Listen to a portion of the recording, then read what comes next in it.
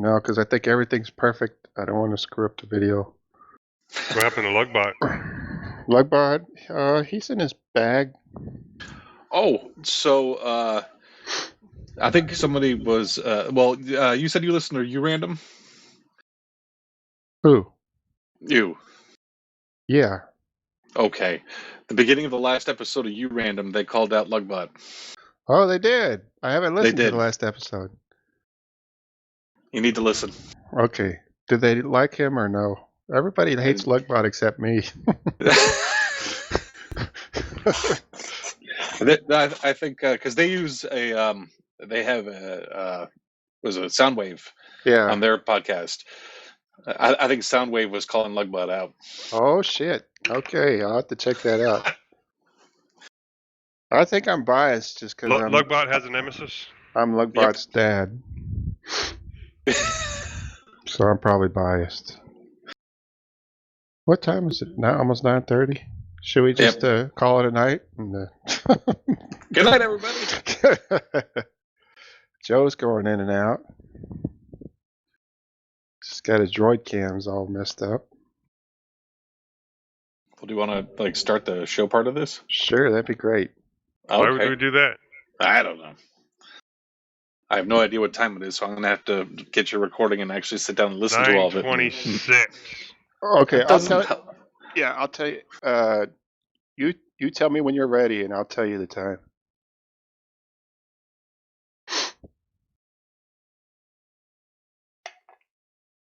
One hour, 27 minutes, 13 seconds. What do you got? 1:23:55. Damn. Oh, it's close.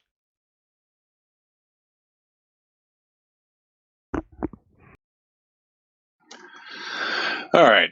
Welcome to episode 212 of the Linux Lugcast. We are an open podcast /lug that meets at 9 p.m. Eastern every first and third Friday of the month using Mumble.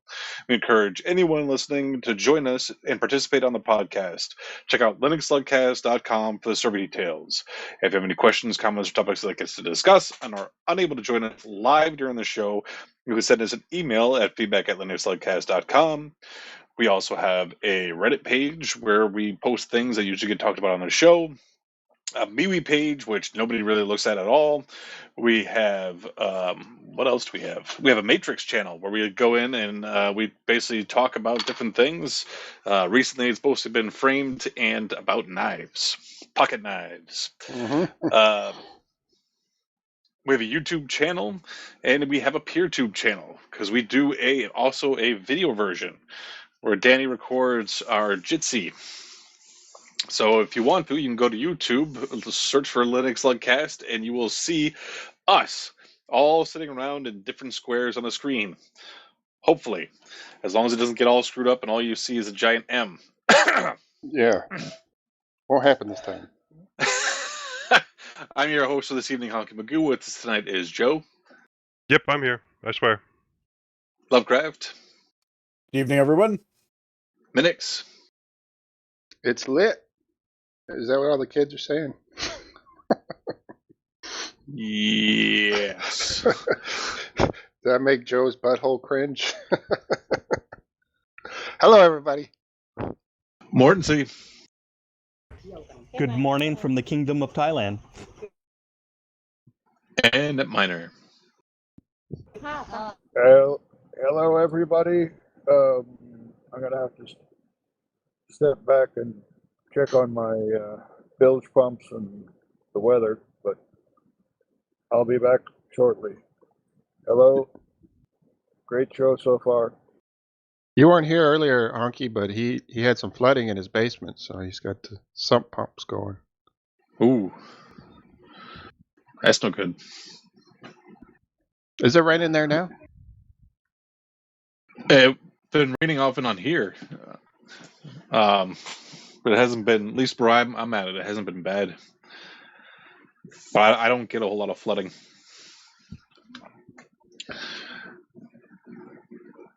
So last time we decided we were all going to sit around and watch Cyborg from 1989 starring Jean-Claude Van Damme. JCVD, as the kids call him. Nobody the calls kids him call that. him. Yeah. The kids back in what, like The 82? kids don't know who the heck he is. No, they do not. He's famous. He's like how the kids all love. I guess he had that one recent movie, the only one he's had in like the last 15 years.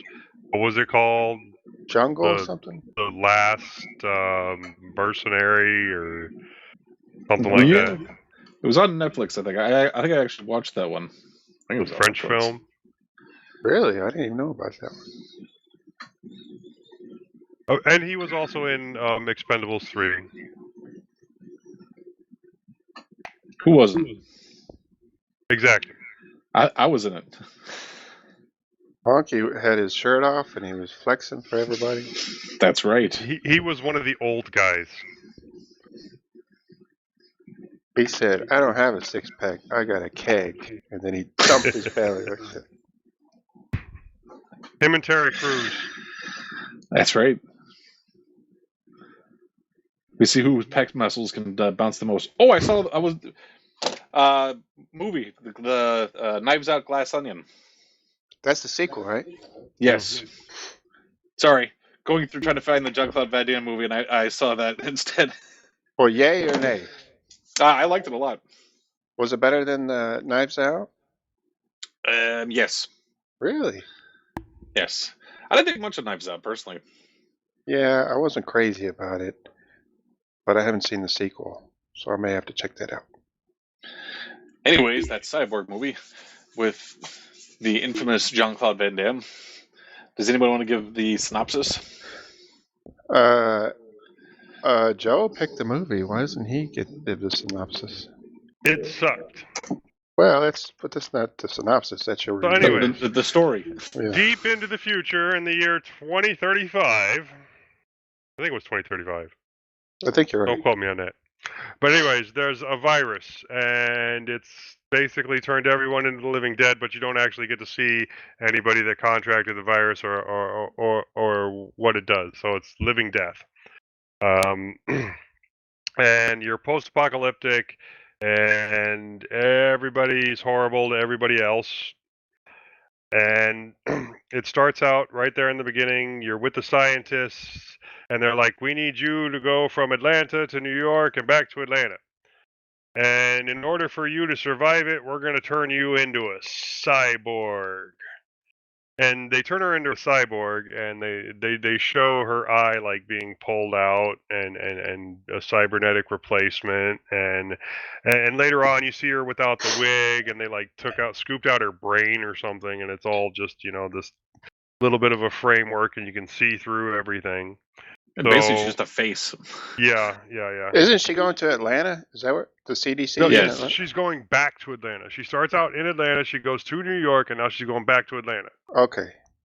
Yeah, the whole movie is the journey back to Atlanta, like the last stretch of it. So they made her into a cyborg to protect herself? I thought it was to carry the data or something. No, it was to protect herself for the journey there and back, and to carry the data. It was unclear. Yeah. Most of this movie was unclear, just so we're clear. And so she starts out, she's working with this slinger, and slinger are basically mercenaries that help people go from place to place. And then the movie cuts away from the start of the journey to the whole second half of the journey when she's on her way back, and her slinger friend gets killed, and he tells her to go find another slinger to get her to Atlanta. And so the slinger dies, and the guy that killed the slinger is chasing her because he knows that she can get the cure for the disease, and he wants to control the cure because he thinks it'll make him the most powerful man ever, and he wants to. He likes all the death and destruction around him. Now we were trying to figure out what his name was. Do you want to take a guess, or do you have it there? I have it here. Oh, go ahead. Fender Tremolo. That's Fender. The bad guy's name. Fender Tremolo. Fender as guitar and Tremolo as guitar picking. Everybody's named after guitars and musical instruments in that movie. Are they really? I didn't know that. Yeah. Look at the Wikipedia page. It mentions it. Oh, they should. Van Damme is Gibson Rickenbacker. Yep. Fender, Pearl Prophet, Pearl Guitars, Marshall Strat. That's crazy. Now that you bring that up. Everybody's named after. Wow, that's crazy. Huh. But yeah, and so that's when you get introduced to Jean-Claude Van Damme, aka Gibson Rickenbacker. Rickenbacker, that's awesome. Rickenbacker. and the lady, the cyborg lady, hires Rickenbacker to Gibson. No, she doesn't. No, she doesn't trust She him. does. No, she gets nabbed in like the first for a couple minutes of it. She's with him. She's convinced him to take her to Atlanta, whether she trusts him or not. That's where it started. And then she immediately gets taken away from him, and he gets knocked the hell out. And then you start seeing flashbacks of the fact that this Gibson guy. No, I think Joe's right. His family was killed by the what's his name? Fender. By the Fender. Mm-hmm. Well, yeah, he gave some as a whatever what do they call them? Whatever he is, the people who help people. Either way, Slingers. he was slinger. He was paid to bring the young ladies to safe passage and the little boy. And then when they got there, he kind of fell in love with the oldest one, and they had like he hung a little around. family farm or something. Yeah, they had like a little house that they were staying in. Which, by the way, if I'm in the apocalypse and I found a house in the middle of nowhere, I'm still going to put up like some massive fences and walls and things the windows to protect me. Downstairs are going to be covered. I mean, right. And I'm not sleeping downstairs. Right. That's mistakes 1 and 2 that they made, because they were right there in the living room, right next to the windows with no glasses, and there's Fender and his boys looking in. They're post-coitus. Right. Yeah, they were acting like they were living in a Norman Rockwell painting, or like everything was white picket fences and it wasn't the apocalypse, and right. Just anything, just a regular day. But no, you have bands of marauders who will kill you in a second for a nickel or for whatever. Yeah, that was kind of stupid. I agree. And then right. they made the younger sister hold on to a barbed wire that was holding up 3 people. So above a well. The older sister, Jean-Claude Van Damme's character, and then the baby brother, I assume. Right. How did Van Damme survive that? He climbed out. Because he's a Van Damme. That's all it said. My guess is he kind of twisted on the way down and landed on top of the child and he used them for a cushion, and his wife or girlfriend or whatever. Yeah. And they got squished, and he was able to, like, after they squished, everything, the ropes were loose, and he was able to climb up out of the well. He said, "Thanks, kid. I'm out of here." How come he didn't use his leg power, where he just like his legs on either side of the well to stand? Part way down and then just holds himself up, and the girl's hands don't get all messed up, and she's like holding it. Hey, look, I'm holding it. Go to hell, Fender. And so, what's really confusing is, hang on, where are we at in the story right now? This is the flashback. We jumped ahead a couple of flashbacks there, but is that pretty much the movie? Yeah. Yes. He wakes up after the cyborg lady got kidnapped, and in the meantime, Fender was stealing a boat from a family that he killed, of course, and one girl survived. That girl finds Gibson, Jean-Claude Van Damme, and wants to hire him, and he's like, nah. But she follows him anyway, and offers him some ass. She was hot. Yeah, and that was the nudity that you saw. You actually, full like behind nudity, and then partial. No, you got full on boobs, but you didn't get the rest. Yeah, you didn't get inside the vagina like you wanted to, right? Right. I have expectations. So you're so dirty to the porn. anyways, he turns her down, and they continue hunting. Fender. Yeah, he has a code of ethics. in this post-apocalyptic world. And Fender, it turns out, kept the younger sister alive, and is Right. like using The one her holding all. the barbed wire, right? Yeah. And is like turned her to his little whatever. Girlfriend. Whatever. Yeah. How? Explain that part to me too. What is there to explain there? It doesn't get explained. You killed all my family. I'm just gonna kind of hang around with you and. Oh well, Look, you're so probably didn't cute. give her a whole lot of choice, considering she she didn't was have like a choice. 10. So she had to either go with them or die. And it's been several years, so she's not like 10 anymore. But Honky still thinks looks she's just a pretty big young. wuss because she didn't say no. But right? there's Run a away, do anything else. Stockholm syndrome. Yeah, power dynamic at play here, Honky. Because This is a very complicated movie. She indicates that she's with Fender, and then like she chooses Fender's side over Gibson's side, and it's pretty obvious why, because Gibson keeps getting his ass kicked and left for dead throughout the entire movie.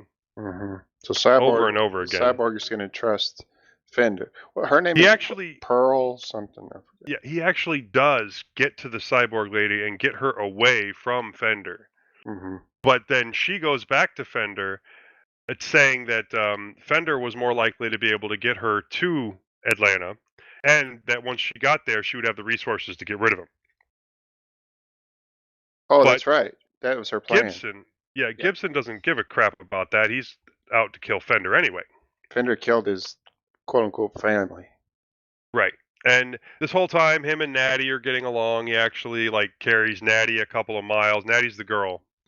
Also, there was that whole scene with where he tried to grab the cyborg, and the cyborg said, "No, I want to stay here. He's the best chance to be alive." Okay, but then they go down into the sewers, run through the sewers while he carries Natty through most of it until the end when they go up out of the sewers. Now, here's my thing. If you are being chased by people and their only means of getting to you is a hole in the ground that they have to climb out of, why would you not just stand there at the top of the hole and be like, poke, stab you, they fall down. All right, that's their only way up. They have no other way to get to you. Either A, you find something heavy to put the crate back on the sewer cover, and then put something heavy on top of it. Or just stand there, and as they stick their little head up, you go, boo! Stab them, and then, move on. Yeah. Then you're not, if you run away, then you have, like, what they had. They had, like, 6 people chasing him, when he could have just stood and there. And now he was able to kill the first couple, but that gave the rest of them time to catch up and, he got crucify one. him. Crucify him. He was able to kill one, all right? I thought it was 2. I thought he killed 2, because he killed the big guy, too. And then other people ran up while he was killing the big guy. And then, no, it was 3 because he stabbed the one in the gut right after that. Yeah, you're right. Now let's talk about this crucifixion scene because this was interesting. So interestingly, derp. He is tied up on this cross. It looks like a mast of a boat or something, isn't it? Isn't that what it is? It is. Like so a beach ship. How did they get him up there? Movie magic. Yeah, we don't worry about the details. They got him up. So it's not like they could have taken the mast of this thing, bring it down, put him on it, and then put the mast back up. The mast is just up there. So they got him up there. He had his arms wrapped around the thing, and plus it looked like there were knives going through the hands. Arrows. Which, by the way, arrows. Okay, the arrows going through the hands. The wrists, right? Which, by the way, healed up instantaneously. Insanely fast. Next day. Was it even a day? I don't know. Couple hours later, all healed up. But what about right as rain? How he escaped? So he just kicking it, and he's thinking about his flashbacks of his family and stuff. His only leverage is his arms that are nailed. And they show the crossbeam. They show the beam where he's kicking it, and it has a couple of scratches on it from him kicking it, and then the next kick, it just breaks in half, and he falls down. So that was pretty amazing. Yep. And then he And gets then saved the by girl shows up. Yeah, by the girl. She shows up then. What is that? Scary face. Mortensen had. Oh, that's a poster. Is that a poster? That's not Yeah, somebody's face. in the background is a poster. Oh, There's okay. somebody's face, and then in the background there's a poster. I thought that poster But, was somebody staring at us. But yeah, okay. So he kicks himself down, and then the girl shows up to help him, undo his bound wrists. Right, after he kicks himself down. Mm-hmm. So now they're on. He is escorting her to wherever he's supposed to take her, right? Or is he going to the base of Fender Stratocaster? He's still chasing Fender. Okay. In order to get his revenge, and he doesn't give a crap about the CDC girl. Oh, that's right. Yeah, the cyborg. Yeah. Yes, he does. I mean, it's not his highest He wants priority, the but cure the other to be girl there, but yeah. I mean, the other girl, Pearl. Yeah, Who's the cyborg. the big lip girls. Oh, Natty is the girl that threw herself at him and is following him in order to. She's the one with the big eyes. Yeah. The whole plan was that he was supposed to be the distraction, and Natty was supposed to grab Pearl. Oh, that's right. Yeah, you're right. Anyways, they find Doesn't work. Natty they dies. find Fender again, and Fender takes off his armor, and he's got this really cool homemade chainmail armor, and he's like, "I'm just gonna screw this guy up without it." So they show up at his compound, right? That's where they're something like that. Doesn't he kill his henchman first? Yeah. How did he do that? I forgot. Just karate in them? Yeah. Badassery. Yeah, Badassery, okay. That's it. So then you get the final confrontation. Well, he's in a car or something. Yeah, he's fighting Fender, and Fender throws him into a car through the window. Yeah. And then Natty shows up and tries to stop Fender, and she gets stabbed in the stomach and dies. And Jean-Claude Van Damme does his screaming like a little girl thing and runs out and fights Fender and kills him, and then Fender gets back up and Jean-Claude Van Damme has to kill him again. Well, you knew it wasn't over after the first time. He's got to come back. And then him and his sister-in-law, some girl that he wander off into the sunset. Well, they bring Pearl back to the CDC, and then you have the great ending line of "I think he is the real cure." Oh yeah, that was the dumbest line ever. No, the final line in it. Yeah, I think he's the real cure. He's the cure that we needed. It's like when they say, "Who is the real monsters?" It's so cliched. It was bad. So that's the movie. Now, how do it you was guys entertaining. rate? Oh, I asked Joe this earlier. Honky, did you see it when you were younger? Like when it came out? No. Oh, no. So this is your first time seeing it? Yep. Oh, okay. See, me and Joe saw it when we were younger, and I was making the point. Yeah, I was making the point that when I was a kid and saw this, or I probably wasn't exactly a kid. I was like 14, 15. But it was badass. I was like, wow, man, this is awesome. SIM card information. And I didn't have that same reaction this time seeing it. Go ahead, mute, Mortensen. She has the thing for the card. Mute, Mortensen, we can hear you.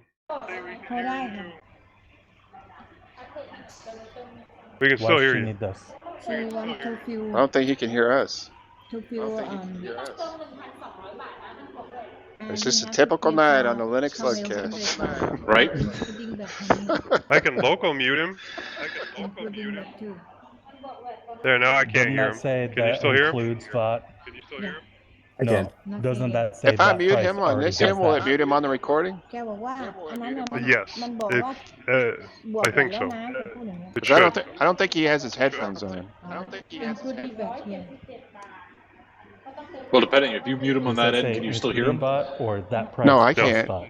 Okay, then maybe not. Okay, I'm going to local mute him. I mean, what's the worst that can happen? We actually do hear him? Yeah. Then it's kind of par, isn't it? Well, I'm going to send a message on the Mumble too. But yeah, that last line was the real stinker. That was fantastic. Damn, I can't believe I missed that line. It reminds make me it of super cheesy. It reminds me of the movie I, Frankenstein. You know, the last the last line in I, Frankenstein. Didn't see it. I, Frankenstein. Really? That's the last line of the movie? That was Awesome. one of the worst movies ever made. That was pretty bad. That was pretty bad. Awful. That was a Robert De Niro too, right? No, I don't think so. Or maybe that was another Frankenstein movie. It was the name of the movie was I, Frankenstein, and it was actually based on books by Was it a young adult author? Dean Koontz. Oh, I didn't know that. Dean Koontz has an entire series, a 5-book series. And the first one's good, but if you go past that by much, it gets pretty bad pretty quick. Well, why was the movie so terrible? Anyway, Actually, no. I am wrong. I'm getting my I'm getting my movies messed up because there was a Frankenstein television show that was actually based on the first book of the Dean Koontz, our television pilot. I thought for sure De Niro was in it. I don't remember De Niro being in it. That was a different one. That was the Mary Shelley's Frankenstein, wasn't it? Okay, yeah. I see. No, this isn't. Yeah, I did see it. This is a terrible movie, but I was getting it confused with another movie with Mary Shelley's Frankenstein. I think you're right, Honky. They have another movie called I Am Frankie. Sounds awesome. So yeah, so this didn't live up to my expectations of what I had, my nostalgia glasses from when I was a kid. You know, I would definitely not rank this alongside something like Bloodsport or Lionheart or even like Double Impact or anything. Yeah, a lot of your 80s movies just had different cinematography. I mean, for an action movie, this was definitely a slower burn than you're used to these days. Now, this was a Canon movie. You guys know Canon. They made all the movies we loved when we were kids, like all the Chuck Norris movies and what was that, Delta Force and all those. And so they were liked all those movies as a kid, but I apparently had bad taste because I didn't enjoy this movie. I liked the final fight scene, but I thought the rest of it was kind of a mess. And even though it supposedly had different locations, for some reason in my mind it seemed like it was all filmed in one spot that didn't really, with a bunch of garbage everywhere except for the house they lived in, you know. So yeah, even that looked like it came straight out of Georgia. Yeah, so just a different part of Georgia. Instead of the swamp, you were out in the grasslands. I can't even say I was really entertained by this movie. I don't think it was terrible. No, that final fight scene, the only Besides reason the final fight scene really reminded me, in essence, of the fight scene from the final fight scene from Universal Soldier. Yeah, because nothing really happens until the very end, you know. When I see a Van Damme movie, I want to see him kicking ass from the beginning to the end. You know, that's the only reason. That's Bloodsport right there. Exactly. I don't watch Van Damme for his Oscar caliber acting skills. I watch him to kick ass. Right. And this one, because look, if it's a Van Damme movie, you know that there's going to be two scenes. There's going to be a shot of his backside, and there is going to be a shot of him doing full-on splits. Yeah. Oh, and then there's also going to be at least one shot of him losing his shirt while extremely sweaty. And screaming out because of something, too. Yeah. Now, because Van Damme is a good action star, but I don't think he doesn't have the charisma of somebody like Schwarzenegger or somebody like that, you know, so he doesn't have a lot to work with except his action scenes, you know. So to see him stumble his way and look like a wooden dummy throughout this whole movie, basically, and have zero acting, you know, skills, and then I have to wait till the very end for a decent I just didn't. I didn't find it that enjoyable. I'm going to have to give this a thumbs down. Sorry, guys. I'm going to have to agree with you. 2 thumbs downs. I got to give it a thumbs up. All right. You just like boobs. Well, yes, but at the same time, I thought it was at least I thought it was entertaining. All right, some of these movies that we've watched recently have been kind of rough. Moon 44 was like, hot garbage. Minnix has given thumbs up to in comparison to this one. Yeah, I mean, I thought this one, was pretty good compared to half the other movies that we've watched. I was able to sit through all of it and, make it to the end of the movie without having to shut it off. I was entertained through most of it. It was not a great, quality movie, but at the same time, it was fun. It was good enough. So yeah, I'm gonna give it a thumbs up. Mordency, can you hear us? No, he left the channel. No, he came back. Oh no, he came back. Okay.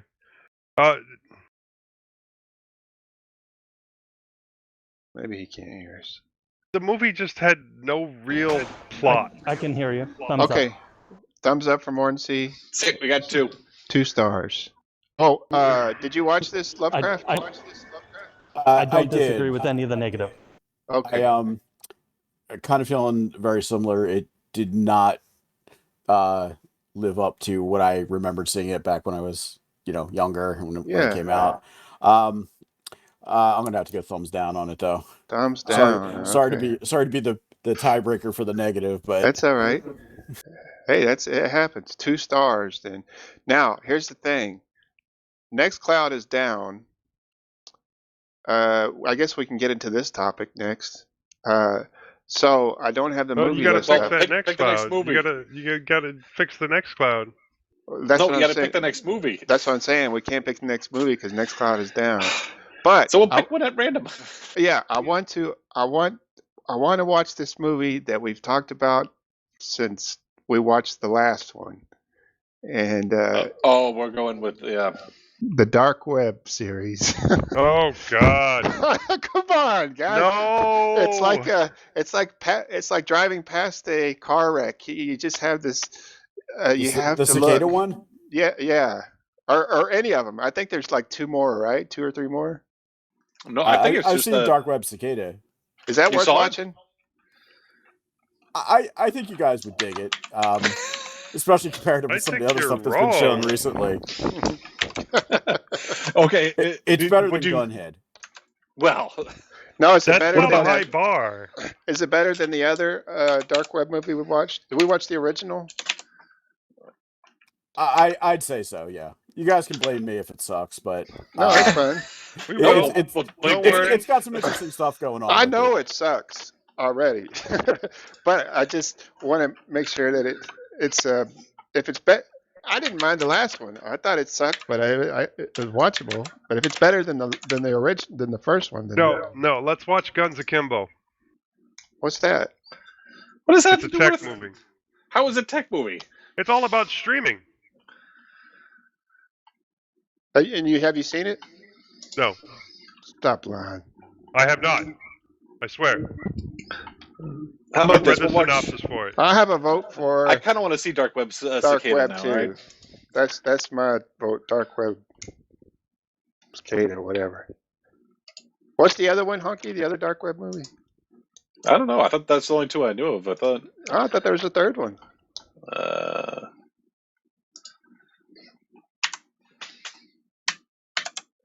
Well, let's take a look.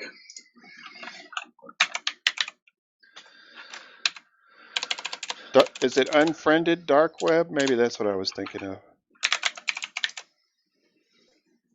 I say Guns Akimbo.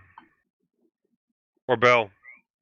Yeah, I think I was thinking of Unfriended Dark Web. And I don't think that's connected to the Dark Web we watched. There's a bunch. Descent into Hell. Was that what we watched? Yeah, I think so. Okay. So yeah, I think there's only 2. Then that Cicada must be the one. Do you think they're related? I'm not 100% sure that there's any kind of relation. I don't think they're related. Oh, let's see. I didn't think any of the dark web movies were related. I thought they were all standalone, different people's dark web. Yeah, Cicada seems to be pretty much self-contained. Standalone.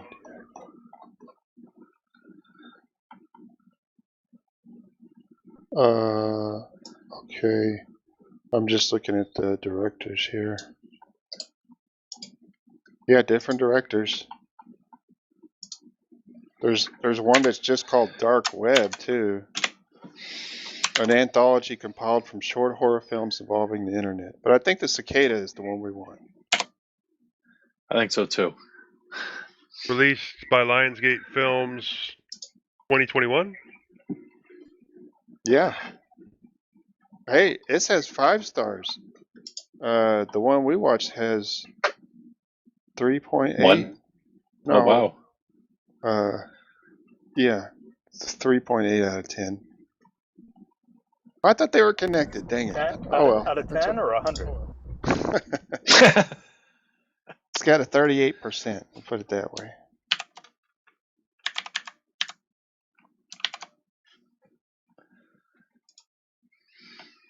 So, I'll read the synopsis.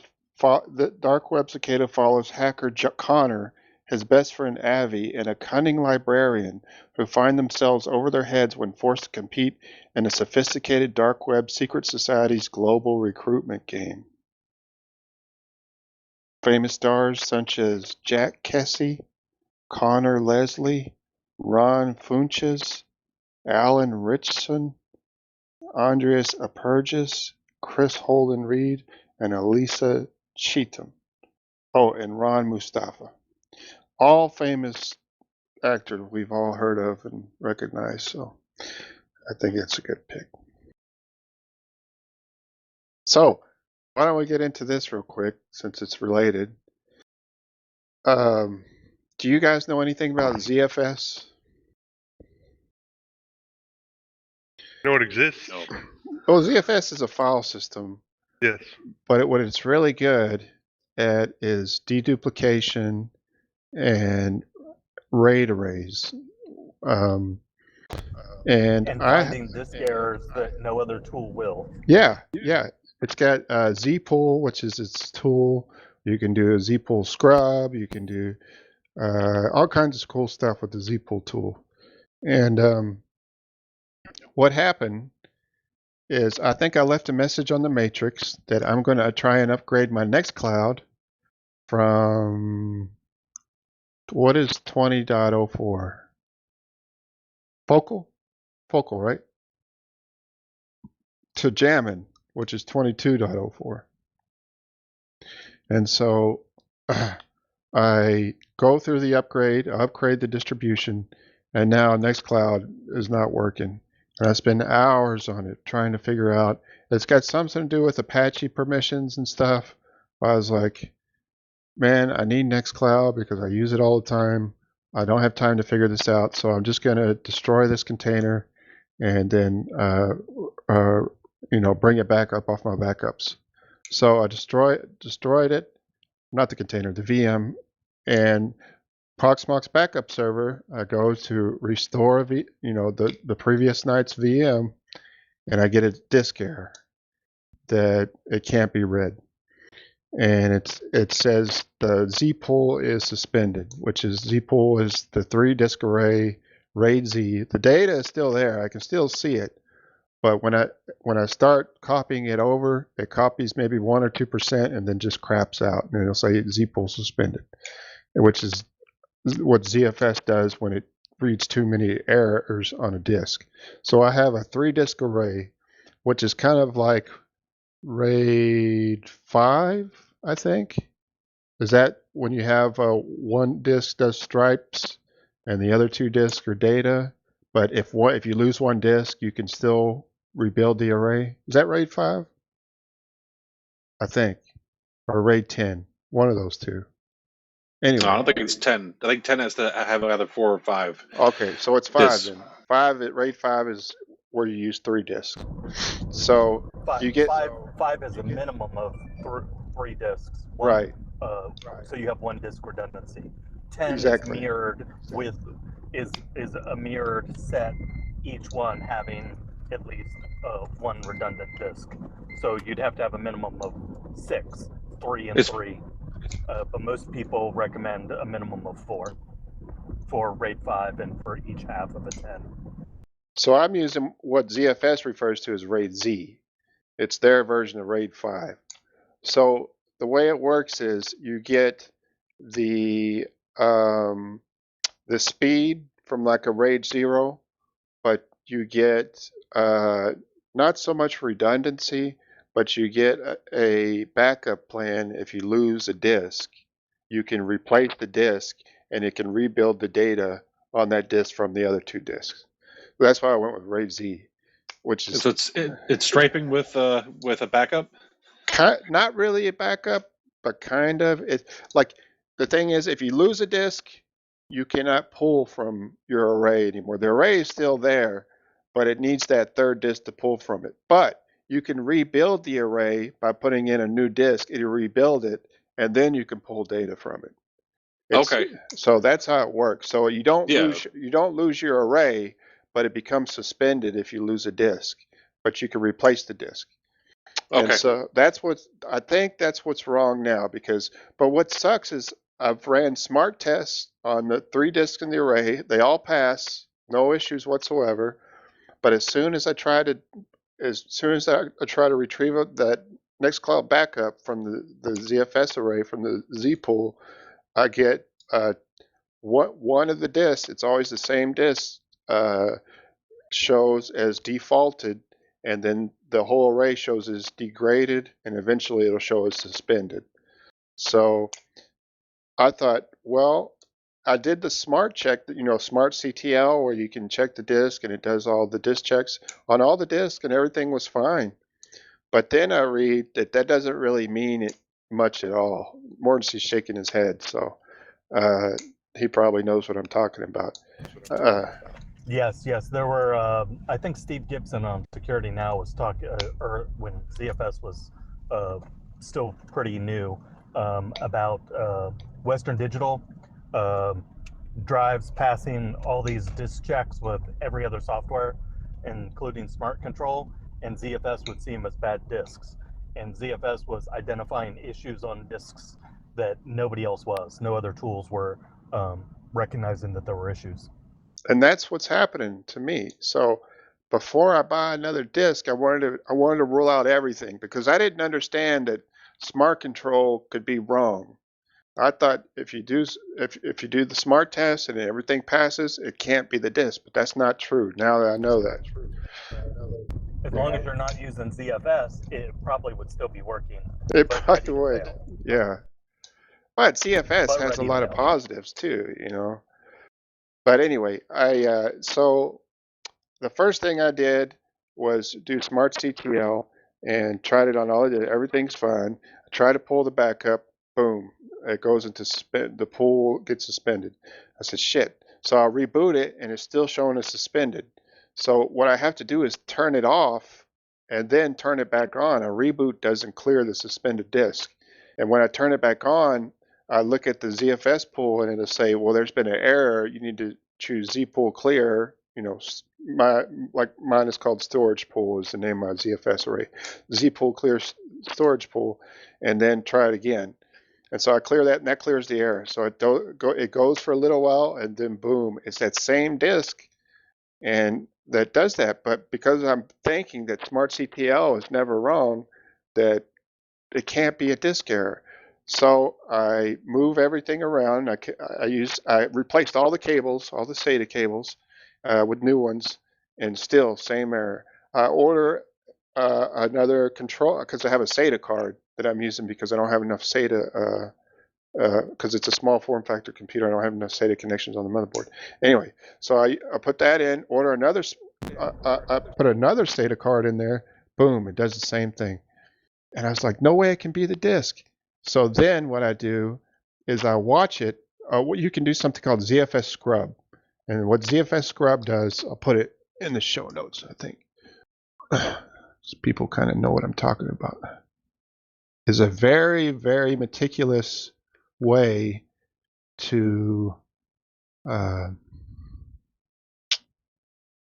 ZFS scrub. The official definition is examines all data in the specified pools to verify that it checksums correctly for replicated mirror, RAID-Z, or DRAID devices. ZFS automatically repairs any damage discovered during the scrub, and it reports the status of the scrub and summarizes the results of the scrub upon completion. It's similar to resilvering, which I've done too, and resilvering did okay. Difference is the resilvering only examines data that ZFS knows to be out of date, for example, when attaching a new device to a mirror or replacing an existing device, whereas scrubbing examines all data to discover silent errors due to hardware faults or disk failure. So as I'm scrubbing the disk, it's failing again, and it's that same disk, and now I look up SmartCTL, can it be wrong?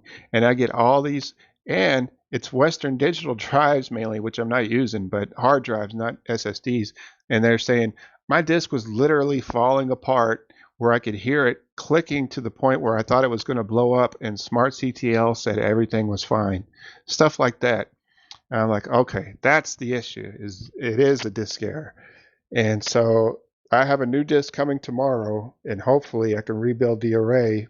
I think you do zpool replace, and you choose old disk at source, and then new disk is the input or whatever, and then it'll rebuild the array, and then I'll do ZFS scrub, and that'll take about a day because it's 12 terabyte array. But hopefully that fixes everything, and I can get Nextcloud back up and running. But so this is the lesson: don't trust Smart Control, because I'm not sure what the hell it's supposed to do, but it's not always correct. Because I have this whole computer torn apart. I thought maybe it's getting too hot. And then I measured the temp of the SSDs, and they're fine. Then I thought, well, maybe it's pulling too much power because I got 4 SSDs inside this little small form factor computer that only has a 180 watt power supply. So I hooked it up to a kilowatt device, and at most I'm pulling like 50 or 60 watts. And I was like, well, no, that can't be it. And so I hope it's the damn disk, and I have another one that should be here tomorrow. So then Nextcloud will be up, the movie list will be up, and I can share the movies and all that stuff. That's what I've been working on. Now, is there a tool to check the temp of a hard drive? Yeah, hardware info, HD info, or what is it? HDW. I forgot what the name of it is. As long as you have a sensor on your motherboard. But well, I don't know about hard drive, but SSDs have it built in.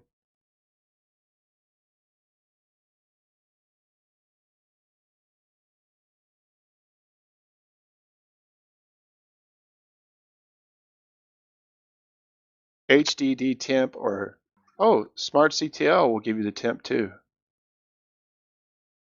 Yeah, because I have that the 4-bay thing that I got, and it's came with a fan for the top, but I'm wondering whether I actually need to run the fan or not. Any new hard drive that supports Smart it looks like you're going to be able to use Smart Control to find the temp. And you can also install a monitor, I like that. What was that one I was using that I really liked? B++ top or something like that.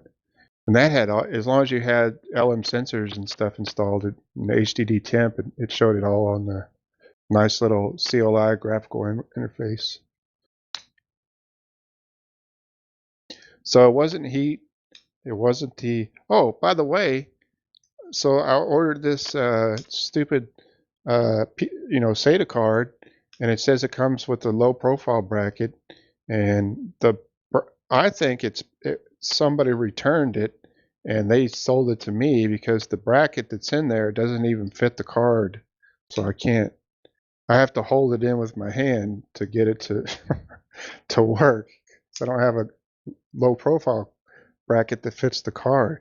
Anyway, I'm just going to return it anyway, but because I'm sure my old one is fine. So other than that,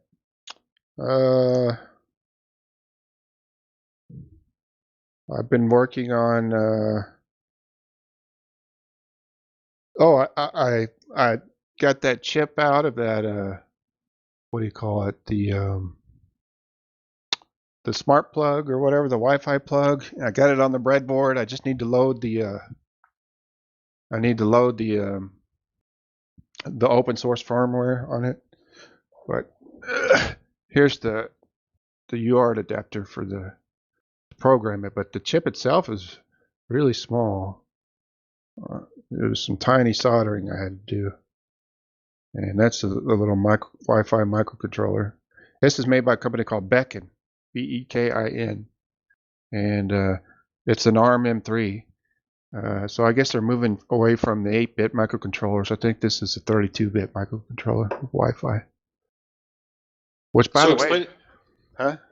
Explain again what you're working on there. Oh, so this is just, you get these smart plugs and smart switches, and they have their own proprietary app that you have to use with them. But I want to use it with Home Assistant and put some open source firmware, so it's not like dialing back to China or whatever. So that's what I'm doing. I'm reprogramming it with that open Bekin, whatever it was called. But I've got everything soldered up, and I got a bunch of these recently. These Joe knows these UART adapters, but what I like about them is that they have the switches on them for 3.3 and 5 volt already on there, so make sure you're using the right voltage. Then what is your plan for that? I'll just put it back in the smart switch after I flash it with the open firmware, and then I can connect it to Home Assistant. So it shouldn't be an issue. Yeah. So I got several of those that I'm going to do the same thing with. Some of them may not have the same microcontrollers, so I need to make sure that they have a microcontroller that I can use and that there's an open firmware available for. So, but what I wanted to say is these ARM 32-bit microcontrollers, and there's also a PIC 32 makes these 32-bit microcontrollers. There are a lot of these devices. You can now run. Somebody created a BSD for them, so you can run full-fledged BSD on a microcontroller. Wow. Yeah, I'll put that in the show notes. I think all it needs is 128 kilobytes of RAM.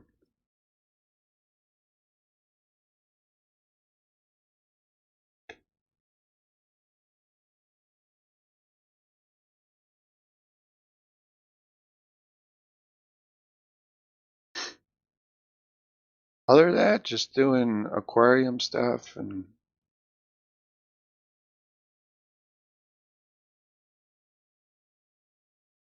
Joe, you been working on anything? No, just what I was talking about earlier. Resetting up the pie hole. 3D printing stuff. Not much else. Oh, I did get the connector that I wanted for the little Kirby fume fan. I had a universal power supply that was still in the box that I picked up for a couple of dollars, and I added a pigtail, 12 volt connector or 12 volt fan, and yeah, plug it in, it works. I can disconnect it and reconnect it as I want to. I could put a switch in line, but works. I just need a carbon filter and it's good to go. Nice. Actually, going back to work, the office, 3 days a week, or trying to do 3 days a week. So have you already gone back? Yeah. What do you think? What time do you have to be there? 8 a.m. I usually leave at lunch and go home and work from home. That's not bad. right? 4 hours. Well, How far away do you other live other from your people have work? started showing downtown Plano, Oh, that's not bad. 30-minute drive. But that's not like Well, crazy 30-minute drive traffic. if there's no traffic. If there's traffic, then it's like an hour drive. Yeah. Yeah, I imagine at 8, it's pretty rough sometimes. Well, I But leave the house at 7, and as long as I'm out of the house before 7:15 when all the school stuff starts, Mhm. then it's usually a 45-minute drive.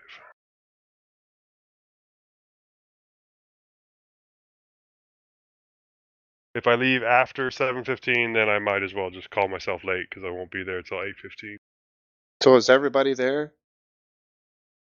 Today, the entire team minus 2 people were there. One of those is a contractor and isn't approved to come into the office, and the other one, I don't know when they're going to be coming into the office. Then one of my people, yes, they came into the office, but they're only coming into the office for about an hour at a time, then going back home. But she just had a baby. She Like comes today? in, yeah. She comes in. She makes sure that she cards through the door. She's there for a little while, and then she goes home to help take care of the baby some more. And she does work from home, so I have no complaints.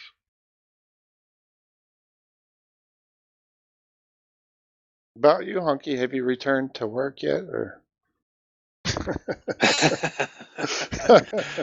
Return to work. That's funny. Or you like Mortensey, where you just go to Thailand? Yeah. I got to return to work in another couple hours. Yeah. But speaking of work, I had they were cleaning up part of the storeroom. Well, like a closet at work. They're cleaning up a closet, and they found a couple of old iPads that they used to use for the deli. I think it was when they people do. I think it was stuck in a stand, and people would do like an order for the deli department, and then it would come up in the deli department. But they had like an iPad for it. And the store manager looked at it and was like, "Yeah, here, you want this thing?" Thinking basically that it was junk, or just because it's been sitting in a closet for forever. I'm like, all right, what the hell? I'll clean it up and see if I can do something with it. And was able to flash it. So I tried.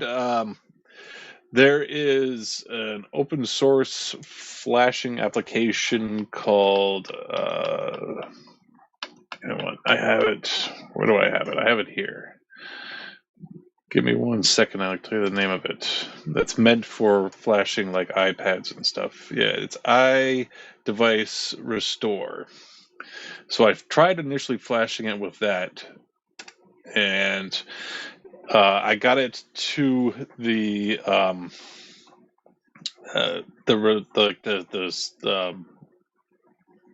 do you want to call it? It's a restore screen where it wants to plug in and flash the new firmware. Because it downloaded it. What it did is it downloaded the latest firmware for the iPad, and then it was supposed to do a wipe of it and then flash the new firmware on. But it didn't. It wouldn't flash the new firmware on. So luckily, my wife actually has iTunes installed, so I plugged into that and kept on hitting the factory reset on that. After like my third or fourth try of doing that, it actually restarted up and works. So now I got a free iPad. Nice. It's nothing fancy. It's like an iPad 4 mini with like 32 gigs of RAM. But I mean, it's a tablet. What do I do with the tablet? I basically just use it to watch videos and stuff. It's got the iPads do have a nice screen though. It's dealing with iOS is a massive pain in the ass though. I have never really spent any time on any OS X or iOS device for any period of time. But just trying to wrap my head around the way they do things with permissions and whatnot, I don't know, it's very confusing. They have lots of menus and for like settings for things, and like when I first started downloading things from the store, it wanted me to put in my my password like every single time, and then it stopped doing that finally. And I downloaded Firefox for Firefox on it, and Firefox looked beautiful on it. I loved using it, but then I went to my Nextcloud, which for some reason I cannot connect to my Nextcloud either on Safari or or on Firefox. I wasn't able to connect to my Nextcloud server at all. It just wouldn't see it. Yet I'm able to see it on everything else. But I was. So I went to. I had the only way to get to it. I'd have to go through the IP address as opposed to the DNS. And then once I got on there, I tried to download a couple of things. I tried to download my latest upload of my KeyPass file, and then it just through Firefox. Firefox wouldn't let me download anything. So I had to basically go in through Safari just to download anything. But Yeah. I got it for free. I can't complain.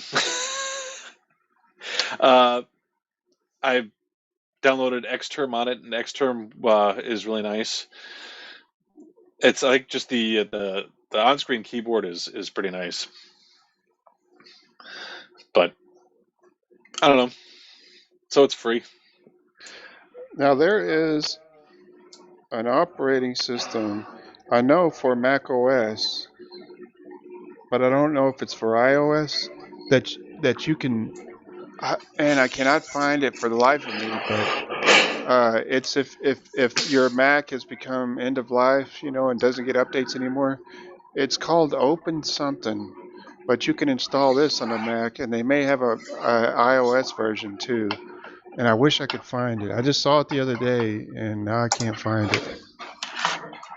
Maybe I saw it on my laptop. Let's see if it's on the history or something.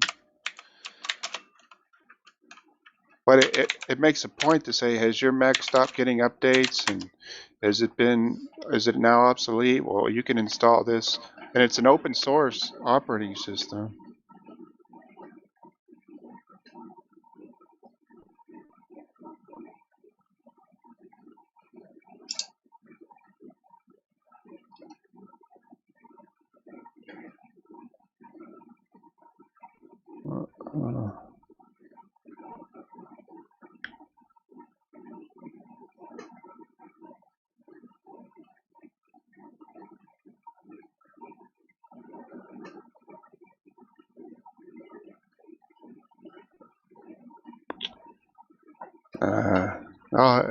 I'll see if I can think of it.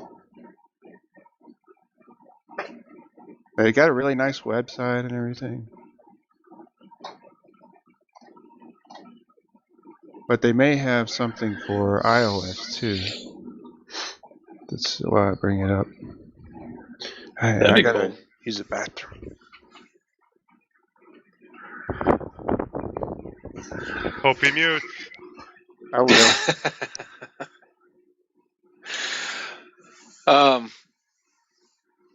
Yeah, the only other thing is I've been kind of slowly trying to get that the Nicotine Plus with no VNC set up.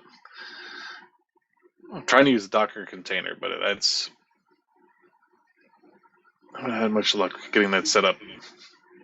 But you got an iPad to play with. Play with that. Yeah, it's fun.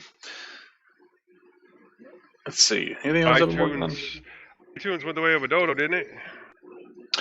Yeah, but you can still download the application of iTunes, and it helps when, like I said, when plugging the iPad into the computer, it saw it, and I was able to do a factory reset through the iTunes app. Oh, really? iTunes isn't a thing anymore? No, the application isn't a thing anymore. I think it's all online now. Oh, I didn't know that. Which doesn't really help, though, with trying to do this, or try to, if you had an old iPod, I don't think that would help that at all. They wanted you to buy new. What's that? They wanted you to buy new. Yeah. What else have I been working on? Oh, for Christmas, I'd gotten Amazon gift cards, and I got myself a what is the Amazfit GTS 4 Mini watch. It's a fitness watch. Yeah, I mean, it has all the fitness stuff for it. Pretty much all smart watches are fitness geared. Did you have I'm not using the BIP before? Was that the one you had? Yes, yeah, I had the Bit Light before, which was great because it had the e-ink screen and basically used zero battery life. I mean, well, the battery would last basically about a month without having to charge. That's awesome. This will go a couple of days, but at the same time, this is like a full color screen, but there is a website called Zep, which is the application that you use to connect to it. Zep watch faces, and so I've been playing around with making my own watch faces for it. Now, what can this watch do? Notifications, obviously, right? Right. Notifications, weather, GPS. Yeah, it has GPS in it. Heart monitor or heart rate. Yep. Does it have the O2 sensor? No. No. Well, you know what? Does it have O2 or try to have O2? I think it might. And just reset on me. Yeah. Yeah, it does have. Yeah, you're right. It does have O2 sensor on it. Let's see. Steps. Yeah, it steps. It has Alexa on it. I can control music with it. But it doesn't. It doesn't have like a speaker on it, so it doesn't make any noise. It mostly vibrate. I think that's pretty rare, except for like Apple Watches. Do the Android watches, do they make noise, or are they silent too? No, they usually make noise. A lot really? of them make noise. Yeah. Oh, You can some of the other Amazfit watches have it so you can put like podcasts on the watch itself. It'll have a full speaker. I know this couple, they use their Apple Watches like walkie-talkies almost, you know. Oh yeah, Dick Tracy style. Yeah. That drives me nuts. And what else is cool is they can use it as a viewfinder on their iPhone. So like they can use that to see if they're put it on a tripod or setting it up somewhere to take a picture of themselves. They can see it on the watch, and so what the viewfinder sees. So I think that's cool. But I just don't like Apple. Right. Well, I think with this, I can set something up where I can have it take the picture, but it won't show you what the picture is. Mm-hmm. I'm not trying to downplay your watch or anything. It's just things that I like. But I have Garmin watches, and they are very minimal when it comes to actually smartwatch functions. But they're mainly all about health tracking, and that's pretty much it. So. But I would love to get an e-ink screen watch. It's something that lasts, because that's one thing about the Apple Watches that I can't stand is you have to charge them every day or every other day, and that would drive me nuts. Well, this one, what is it? It'll last like maybe, depending on which watch face I put on there, it'll last a couple days. But it only takes like maybe, I think the last time I charged it, it took maybe half an hour. Now, is that an OLED screen? Yeah, I think so. I'd have to look it up. My Garmin is a TFT, so it doesn't need to be lit for you to see it. I think that's how they save so much power is that way. But I would really like to have an e-ink screen. I think. Yeah. Like the I liked my my BIP Lite, but it's very minimal I mean, there wasn't much it really could do, and I wound up whacking it just right, and like the bottom of the screen was starting to was all just like garbled crap. So I kind of wanted something else. My biggest thing is I like the idea that that I can control music with it. I thought the idea that I can use Alexa with it was cool. I don't know. Hey guys, really I'm gonna cut out a little bit early. Are you Okay. tired? Yeah, I'll talk All to right. y'all later. Okay. Hi, Joe. Good night, Joe. Good night. Like right now, it's just took it off. There we go. That's what I got right now. Oh, okay. Can't see very clearly on that, but it's got the Debian. I got the Debian logo. I got the weather, the date, and then the battery right now. I'm slowly learning. Well, they gave you a couple of example things, and I've just kind of took some of those and then try to move them around and make my own with the stuff. You download. I downloaded the. They give you like 4 example watch faces, but you like all of the numbers and stuff are just little pictures. So I would take them and bring them into GIMP and then either change the colors or change the size or whatever, and then upload them and move them around. And I don't know. That's what I've been playing around with. Getting an iPad to work and then trying to make new watch faces. What about you, Netminer? How many computers do you have now? 90?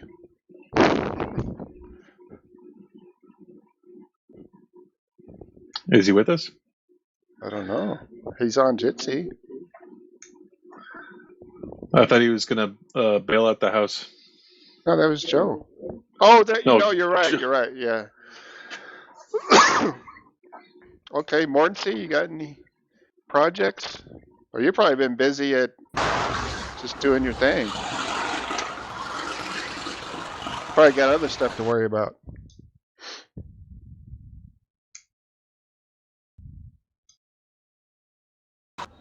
Those were firecrackers. It's the Lunar New Year.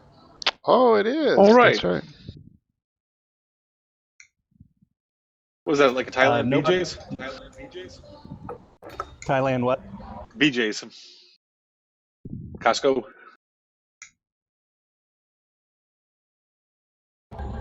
I don't. Oh, you had like a Thai Costco or something? What is that building? No, just a market. Oh, okay. I'll show you around.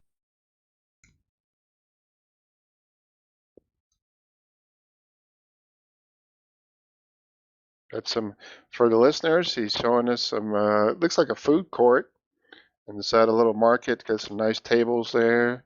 All kinds of foods. Looks like lots of different Thai foods. Got a nice little setup on his, got some noodles there. There's his beautiful girlfriend. It's got, what else has he got? She's on her phone. She's busy. Mortency, leave her alone. He's got, drinking some nam dip. There must be water there. What is that? Yeah, water. Water? Okay, yeah. And what are you having for lunch there, Mortency? Or breakfast, whatever.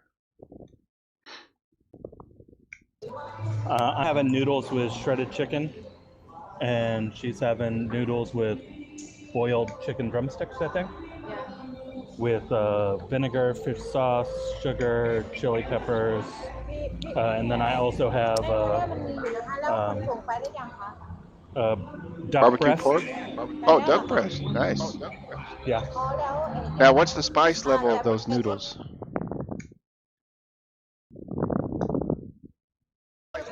The chili stuff that I scooped in it. Hers are much hotter than mine. Well, there we go. An update from Mortency at the market. Lovecraft, you been up to anything? Nothing outside of work. Just working on a lot of digital X-ray stuff at work. You get you working hard? Yeah, harder than I'd like. But it hasn't been a whole lot of time for anything fun outside of work as far as tech goes or anything like that. A lot of times you do it all day at work and you just don't want to come home and do it again. Yeah, I get that. What about Tony? Have you heard from Tony? I have not heard from Tony in maybe a week or so. I sent him an email, asked him how his back was doing, and I guess he's doing okay, but I haven't really heard from him. I don't think he's here tonight, is he? No. Mm-mm. He was having a ongoing problem with a Gmail account. He changed the password to his Gmail account, then forgot the new password to it, and had two-factor authentication enabled, but then also didn't have the phone number that the two-factor went to. I was trying to help him work through all of that because when you put the previous password to his Gmail account back in, it recognized that, hey, this is a password you changed like 6 months ago, and it would let you start the recovery process. I managed to help him text the person who now owned his old number. They agreed to give us the code to walk it through the two-factor. Got the code from this random stranger for the two-factor.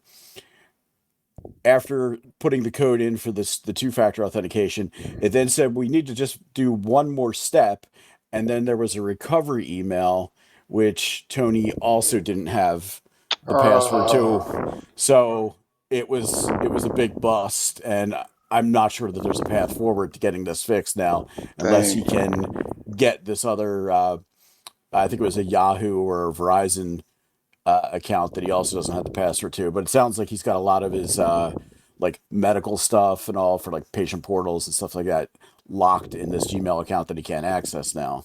That sucks. Really sucks. Yeah, I've been trying to work with him on and off here and there, but I don't think there's anything we can go beyond what we've done already. I mean, we got some stranger to say, yeah, Google sucks. I'll work with you to give you the two-factor code that's to the phone number that you used to own. And I didn't even think that would happen, but it's just a mess. I don't think we're going to be able to get it for him. We need to introduce Tony to something called a password manager instead of pieces of paper or whatever he uses. Yeah, it probably got written down on like a Post-it note and thrown out when he cleaned his desk up or something. Yeah, it's a shame. I feel for him though. It's just, he's got a lot of stuff in there, and he's having some issues with his back and stuff and all that. So I'm sure that's not making it any better. Yeah, well, hopefully he gets better and gets this thing sorted out one way or another. Too bad it's not like you can't just call Google and say, "Hey, I'm Cherry Hill Tony. Listen here, I need this info, so you better let me back in my account." I think he said he was going to try and write them a letter, but that seems like a waste of a stamp. I don't think they're going to be able to help him out. Yeah, he's an older gentleman. He's kind of used to the old school way of doing things. Yep. Yeah. I think that will go right into the trash if it even makes it there. Well, that's too bad. I hope he's feeling better though. Yeah. Now, what do you use for your password manager? Weren't you using Nextcloud? Yeah. So before I made all those crazy changes to my Nextcloud, I made sure I exported my passwords, and it exports them into a open document spreadsheet, or what is it? ODS, something like that. Yeah. I think that's the format. So I've got my passwords, and hopefully when I replace this disk, I'll have Nextcloud up and running again. But I have the majority of my data on an 8 terabyte external hard drive, so it's not a huge loss. The passwords were the main thing, and I've got those. And then I have a script that downloads them once a month anyway, so.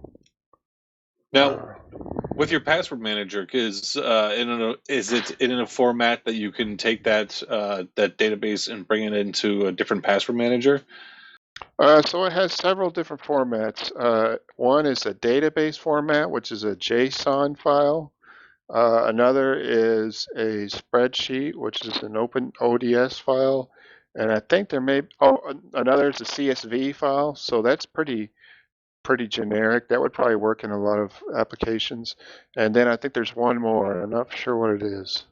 But I always download the JSON file because that's the native file that you can import back into Nextcloud Password Manager. And I download a ODS file just because that's easy to read. It's just a spreadsheet. And those go on a thumb drive once a month. But hopefully tomorrow's the day I can get that sucker up and running again. At least I haven't lost the data. I still have the data. Just can't access it. Lovecraft, you use a password manager? I do not. I try and keep all of my passwords to a minimum, the ones that I can't remember. And I have a hard copy locked in a safe at home, just in case for anything super important. That's a good idea. Yeah, the Strongbox is my friend. I use KeyPass DX mostly, and then there's the password file, and then there's a key file. Key file is just another file that you have to know or have as well to be able to open up the KeyPass database. But and I that's usually all take stored both locally, right?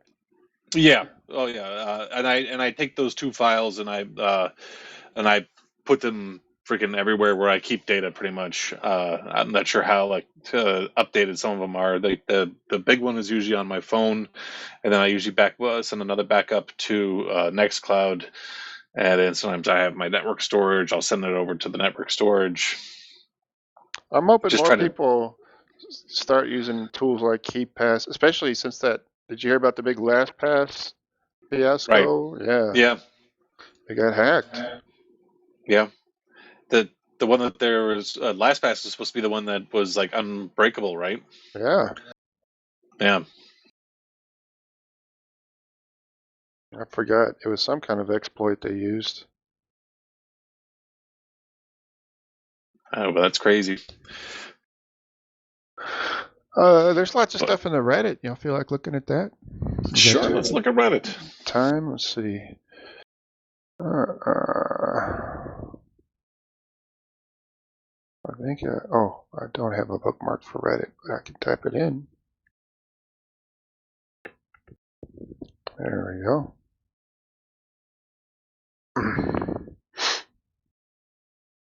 My subreddits. Linux Lugcast. Where did we leave off last time? NutX, I think we spoke about that. Edubuntu, education, focus, flavor. Yeah, we talked about that. Raspberry Pi, 2022 year in review. Dreamweaver alternatives, I think so. Did we talk about that? Oh, maybe not. You guys remember Dreamweaver?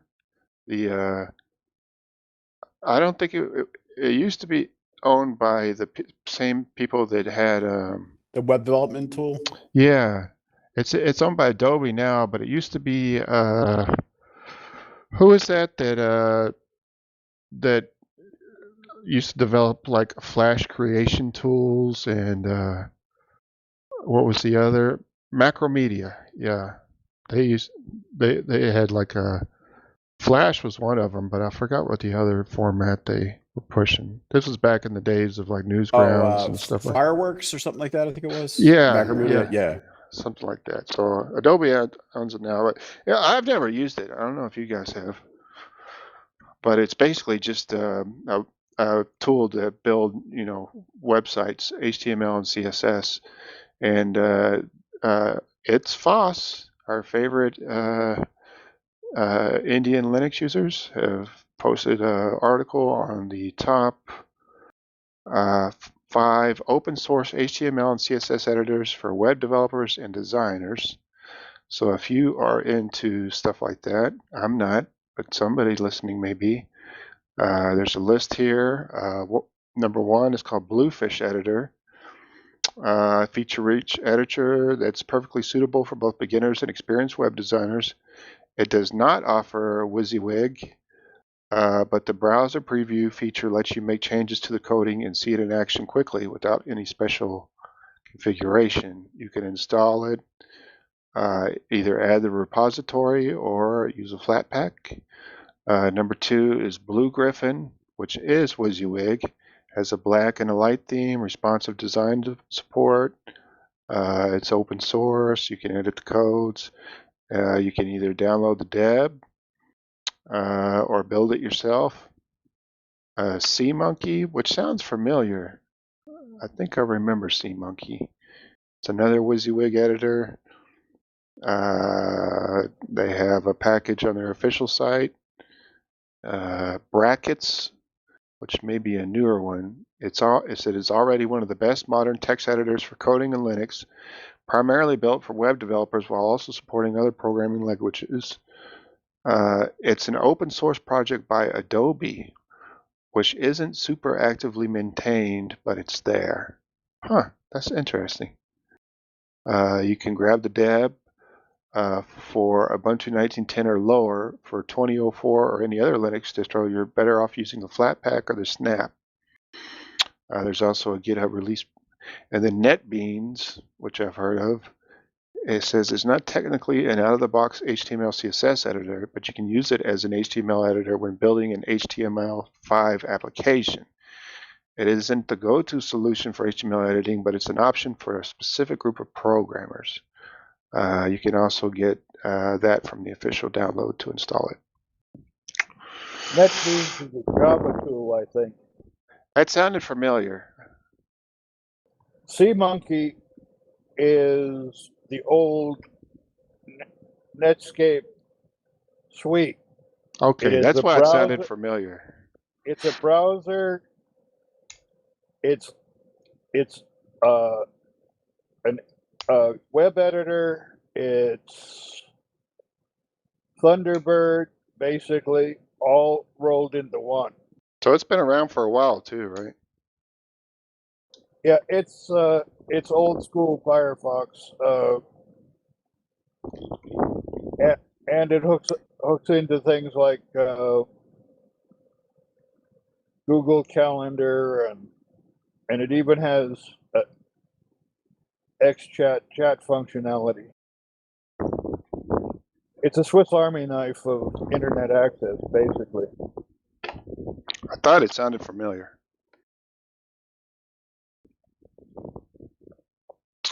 Also, out of the dawn of time, I'm running Lotus 123 for Unix. Really? Is that currently maintained, or is it just...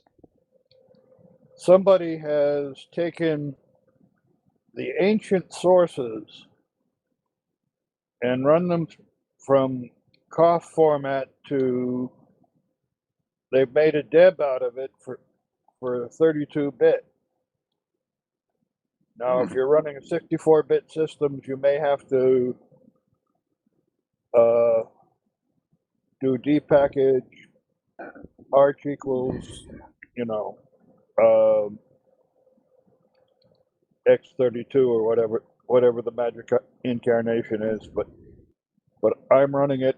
It's a term. This is a terminal application. It's not graphical in the form that like your LibreOffice is. I got it because I have a whole bunch of old Lotus books, and now I have at least a fighting chance of using the old Lotus docs for accounting, business, whatever. And I'm sure it's still perfectly serviceable, right, to doing what you need. You don't need a lot of fancy cloud support and stuff like that for basic accounting. Nope. Back in the day, I actually did maintain a hacked up accounting package in Lotus 2.4 for DOS.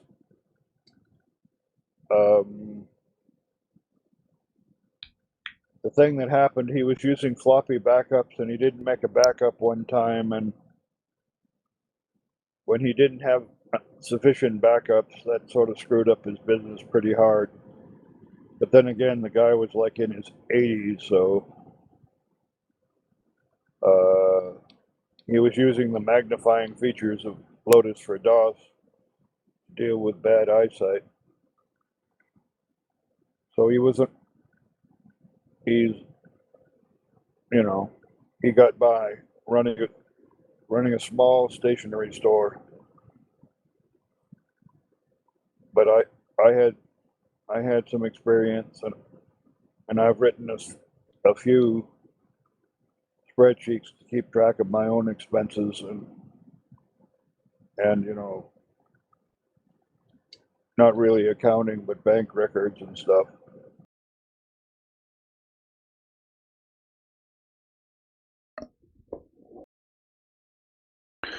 Has anybody used Haiku? I tried it once ages ago, but not for very long.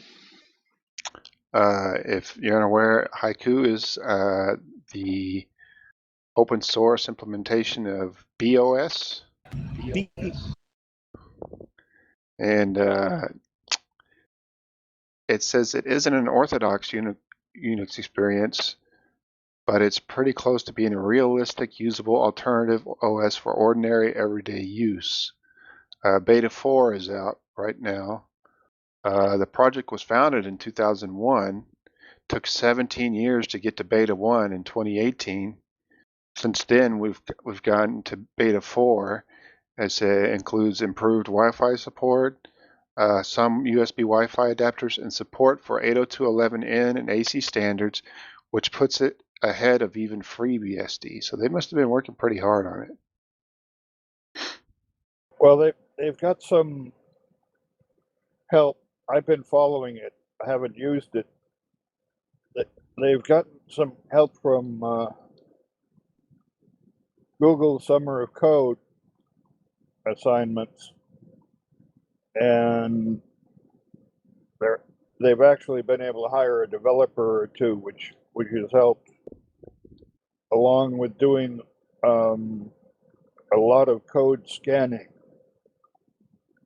One of the codes company that goes through and sells corporate code verifying software has given them a chance to use their software a time or two so that they can use it for advertising. The commercial company finds it hard to find big projects that want to let them have their source code so that they can scan it and find the bugs and whatnot, because everything's proprietary. But Haiku, being a big project and open source, the scope code processor can really brag about how they've handled a substantial code base.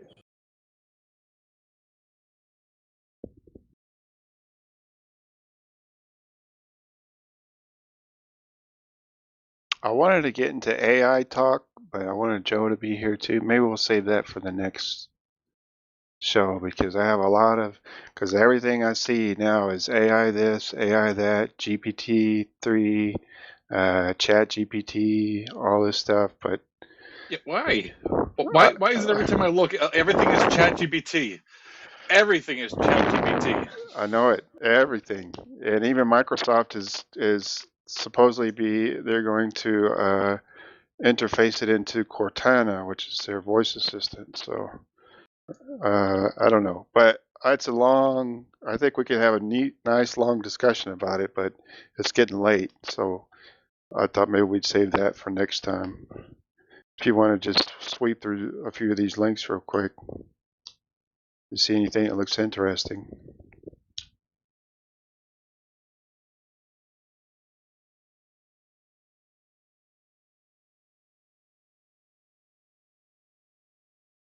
We can talk about the 9 lesser-known Linux shells beyond Bash. Go through that real quick if you want.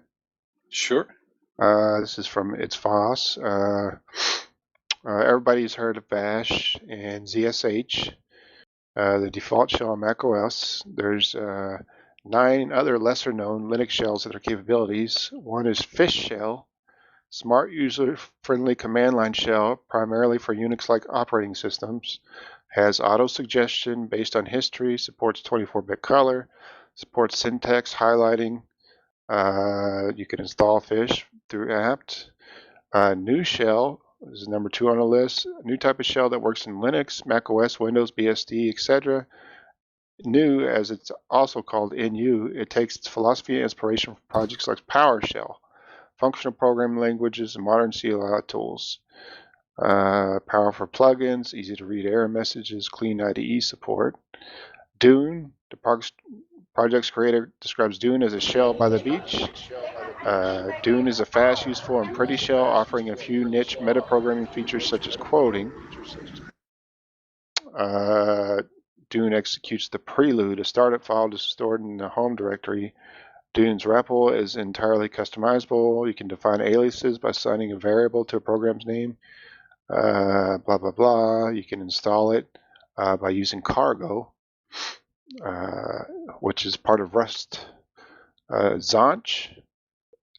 This is it's pronounced conch, but it's spelled Zonch, Xonsh. I've used this and I like it. It's basically Python crossed with Bash, so you can use Python commands within Bash, like for loops and stuff like that. I recommend it if you like Python. Hilbish, an extensible shell that is customizable via Lua. The shell is aimed at both casual users and power users. Simple, easy scripting, syntax highlighting. It's written in Lua, but you can install it via Go. Elvish is an expressive programming language and versatile interactive shell. It runs on Linux, Mac, and Windows. 1.0 has not been released, but it is already suitable for most daily interactive users. Powerful pipelines, directory history, command history, built-in file manager. O, spelled OH, it's a reimagining of the Unix shell, aims to become a more powerful and robust replacement. First-class channels, pipes, environments, rich return value, support for modularity, a simplified set of evaluation. Installing O, you can just download the binary. And Solidity, interactive shell, automatically fetches a matching remote compiler. Install through npm. And Yash is the final, or yet another shell. POSIX compliant command line shell written in C99. Global aliases, socket redirection. You can install it by going to the GitHub page and downloading the tar file, which you have to use make to install it. Honorable mentions, Ion, which is a modern system shell written in Rust, primarily for Redux OS. Klosh, a bash-like shell that combines the best of traditional Unix shells with the power of Clojure. And Dash, fast and lightweight shell from Debian.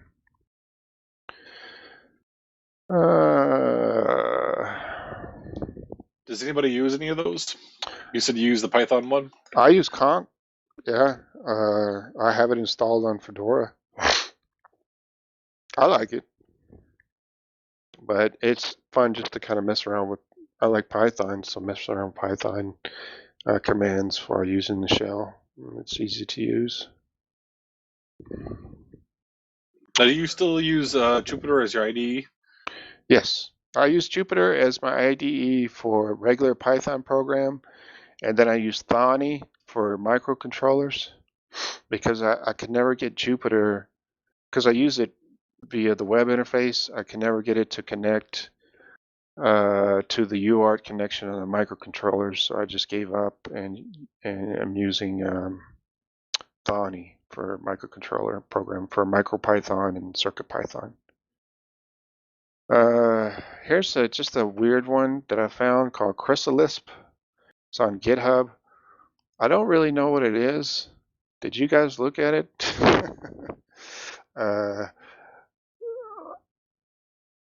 Lovecraft mentioned Mandelbrot, which it has a Mandelbrot. There's a screenshot with a Mandelbrot in there. Yeah. It looked kind of interesting. It does look interesting. It's a parallel operating system with features such as GUI, terminal, assembler, class library, C script compiler, Lisp interpreter, debugger, profiler, vector font engine, and more. Supports Mac OS, Windows, and Linux, and it'll eventually move to bare metal. It allows modeling of various network topologies and the use of USB links for joining heterogeneous host networks. Virtual CPU instruction set. It's basically it's an OS, but currently you can only use it kind of like a VM. But it's weird. It's cool. Oh, you're saying it's the OS equivalent of Emacs. Chrysalisp? Oh, you mean being weird and cool? No, I mean Emacs is within a few inches. Oh yeah, it's basically its own OS. Of not needing an operating system. Well, if you built an operating system, this reminds me a lot of the very early hacker stuff. ITS on the PDP-10 at MIT, the incompatible system. That's what ITS means. But this is designed so that you can get in and do whatever your weird little heart desires.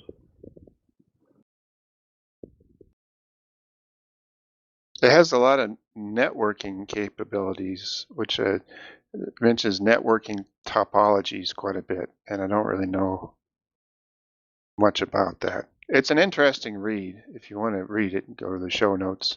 I'm putting None it of the in image there. show anything network topology though. All the images look like Windows 3.1 desktop tools. Yeah. Well, maybe not Windows 3.1, but maybe like Windows 95-ish. Yeah, you've got like calculator, a terminal, some kind of graphics program, and an image viewer. So I don't know. Well, I understand what they're doing. They're giving those who want to hack systems and connect multiple systems and stuff. If I was more of a programmer, this is exactly what I would be eating up. It doesn't look pretty, but if you want to hook up your Linux machine to your Windows machine, to your Mac machine at a higher level,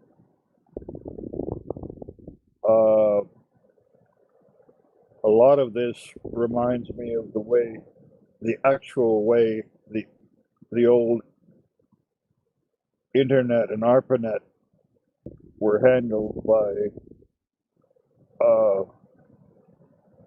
by people getting down and writing email programs and file transfer programs and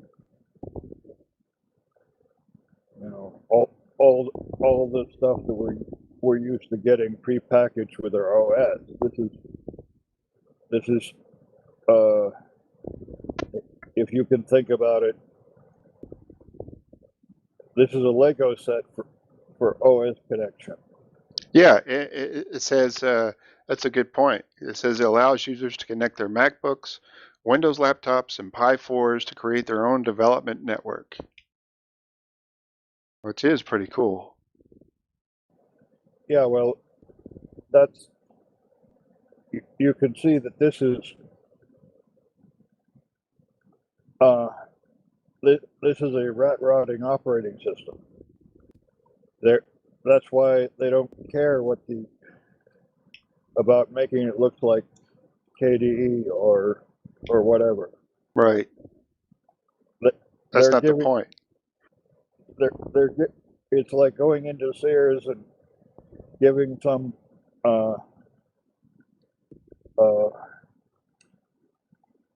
some engine head one of those big toolboxes full of everything he ever dreamed of. And then they say, all right, take this and this car and show us what you've got. Just take this and whatever system you have sitting at home, whether it's a Pi or a Linux box or Windows or whatever, and forget those panty waste commercial systems or even prepackaged distros. We're going to make our own universes here.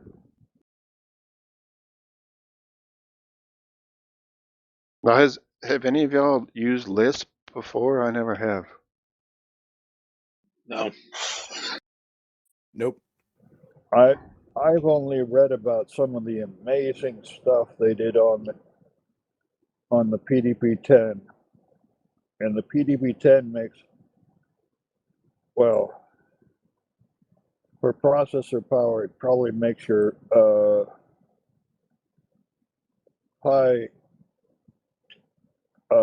Pico W2 look like a supercomputer. I mean, the stuff that they were doing, I have an old book that's falling apart about programmer's assistants, where you would tell it what kind of stuff you wanted to do and it would lay it out. It was dealing with Lisp and actually turning Lisp into something that you could manage and verify and read. Not something that I've ever tried to dig into, but they were doing amazing stuff, and they were doing it on machines that were huge, but from a modern standpoint had ridiculously low power. That's where your original Emacs came from, and a lot of stuff that we're doing now.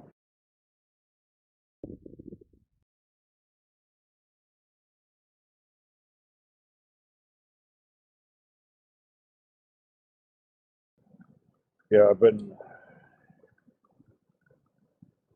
sort of dealing with this kind of issue myself because, like I said, I've got many machines, and I'd like to have them well, a bunch of them are going to be operator optional,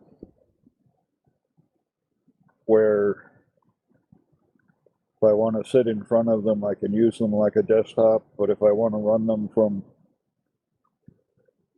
a remote, I want to have the server have an online interface also enabled.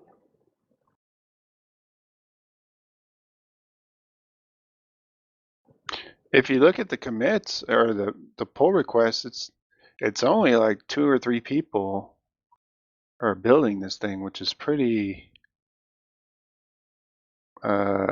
amazing for basically an entire operating system.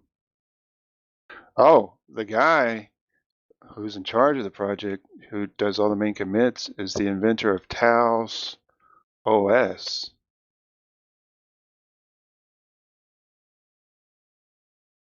Which I think I've heard of. Yeah, the Have you heard of that, Netminer? Tails is Not Tails, Taos. Taos. no, I haven't heard of that. I'll put that in the show notes.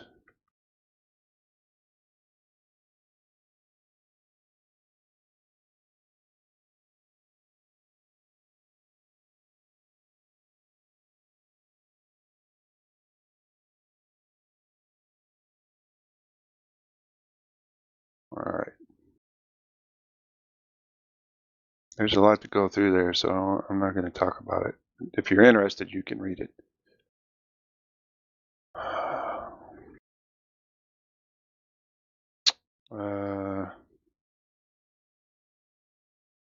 Unix is dead. Long live Unix.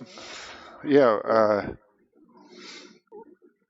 IBM. Okay. Yeah. So this is the end of official Unix development, I guess. IBM has transferred development of AIX to India. Why should IBM pay for an expensive US-based team to maintain its own proprietary flavor of official Unix when it paid $34 billion for its own FOSS flavor in Red Hat?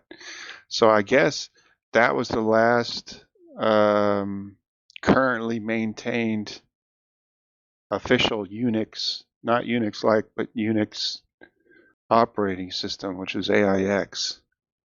They talk about a lot of other stuff here, like Solaris is in maintenance mode. The 6 years ago, they had mentioned Solaris 12, which has disappeared from Oracle's roadmap. HPUX, which was HPE's Unix, is in maintenance mode. Itanium is dead. Xenios is still around and offers not one but two proprietary Unix variants. That's the SCO groups, SCO, Open Server, and Unixware. But both of those have disappeared from the XENU OS's homepage. The SCO group was formerly known as Caldera. Let's see, there used to be two Chinese Linux distros which had passed the open groups testing and could use the Unix trademark, Inspur KUX and Huawei Euler OS. Both companies have let their trademarks lapse, though. Other OSs have passed or probably easily would, though. IBM ZOS is alive and well. Version 2.5 came out in 2021. In 2022, Big Blue started offering cloud instances. ZOS is not Unix, but it has a Unix-compatible environment. Let's see. Ever since Windows NT in 1993, Windows has had a POSIX environment. Now with WSL, it arguably has two of them. And we suspect if Microsoft were so inclined, it could have Windows certified as an official Unix-compatible OS. Wouldn't that be something? Beta 4 of Haiku they recently covered isn't really Unix. Then it just goes through like, what does Unix mean and stuff. So I guess AIX was the last maintained official Unix, and that's been given to India. So from IBM sold it to India. I recently read an article about the PostX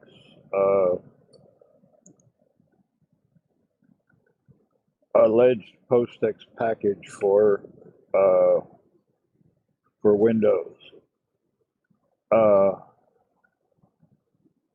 description basically says that the Microsoft did it to get under the wire for government contracts where they said you have to have a PostX compliant environment. That makes sense.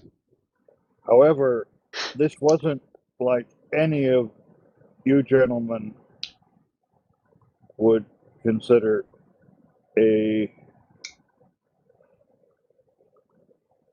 PostX environment of somebody who actually was going to use it. This was one of those, this was purely a checkbox post. Yeah, we have that feature. And And if you ever tried to use it, you would be praying to get help from several higher powers, because a guy, I'll have to dig up the article, but he said trying to use it to do anything more than a hello world would drive you to drink. He said that POSIX compliance is why the unified system, whatever configuration that came after POSIX, was very, very, very specific about what you had to have, all sorts of commands and functions. Because the POSIX thing, when they saw how Microsoft implemented it, the people who said, we specified this stuff because we wanted this to be a core of reasonable Unix commands, and Microsoft just implemented the bare minimum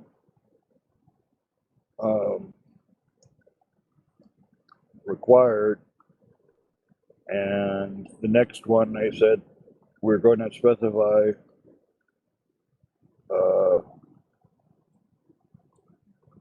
a far larger command environment and whatnot, so that somebody can actually use it. So somebody can't do what Microsoft has done and makes a POSIX compliant environment and leave out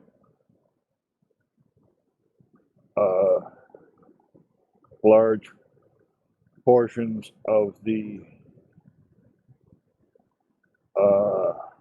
traditional support for programming and whatnot. The POSIX compliant environment didn't have such things as RAND. Some of the functions, some of the basic stuff that, libraries and stuff were not considered, and even getting the whole development environment required pulling from several pieces and development kits for Windows. So basic POSIX is, if you're not trying, and Microsoft was definitely not trying, was more skeletal than bare bones, and very disjointed.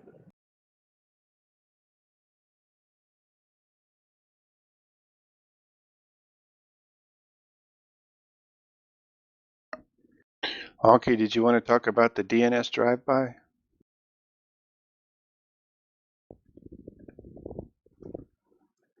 Sure, I can talk about it real quick. All it was a project that somebody had come up with on it was a Hackster.io, yeah, where what they're doing is they have this little what is it? It's the it was Raspberry Pi W, wasn't it? No, it's ESP8266 microcontroller. Okay. With a GPS, micro SD card, a little battery, and a Wi-Fi. And what it's doing is it's basically board driving every Wi-Fi network it's near, and then sending its location back using Canary token. So part of like what it's, yeah. Using open Wi-Fi networks, right? Yes. Which to be honest, I'm not sure how many, like around me, I'm not sure how many open Wi-Fi networks it's going to hit. Me neither. So, but he seems to have gotten out to work.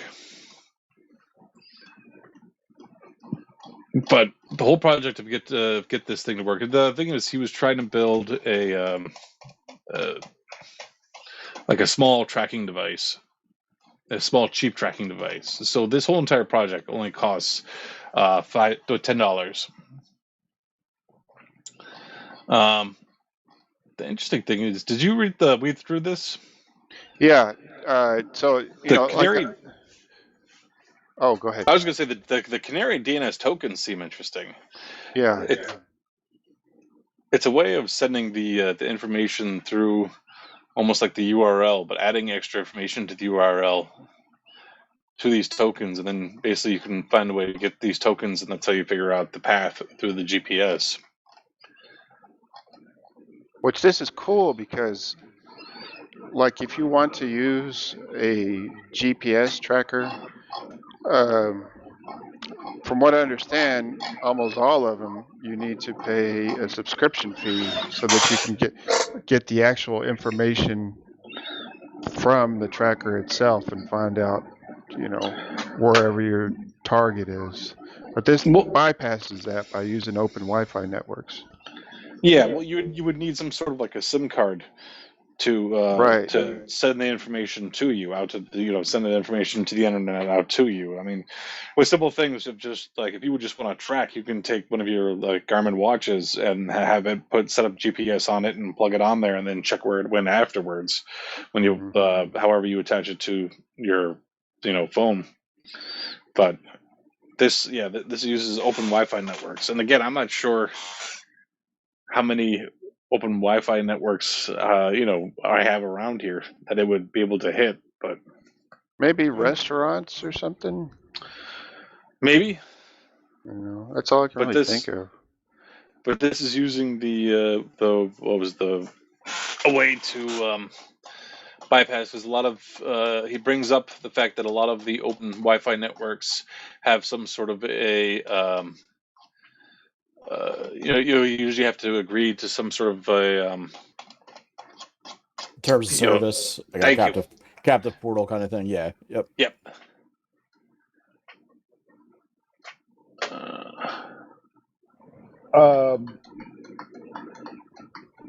They may be understating certain additional facilities that are in the software.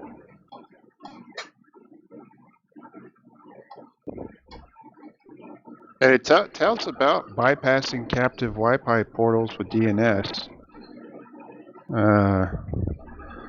Most of the open networks he encountered had a captive portal that requires you to input an email address. However, my friend Cody suggested I look into DNS requests to bypass the captive portal using a well-known technique called DNS exfiltration, which allows hackers to sneak sensitive information out of a network by hiding data inside of a domain name instead of sending a typical web request. This works by making a DNS request to a domain name, like example.com, by prepending a subdomain like password.example.com, so that way I can retrieve the password or other sensitive information on my server by looking at the name server logs. While this is typically used to bypass poorly configured firewalls for data exfiltration, it can also take advantage of this technique to sneak our war-driving GPS data into the network as well.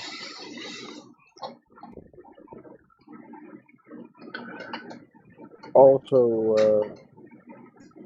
they could solve the problem on a few open networks by just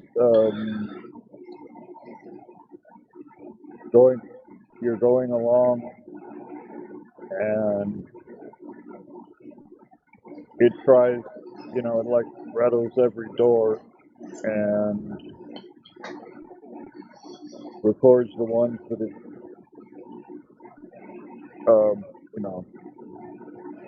and when it finds an open door, it broadcasts whatever, or success and failure can be broadcast when it finds an open portal. Right. So it basically logs all the GPS information, and then as soon as it finds an open portal, it just kind of does a dump and then just keeps going until it has a chance to find another open portal and then does another dump.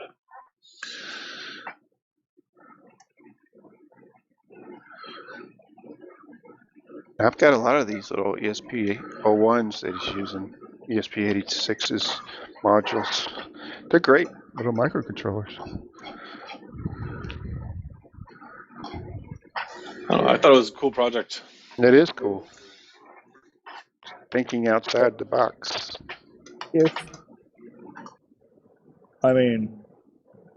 Especially since you could bypass captive portals, which makes it really useful.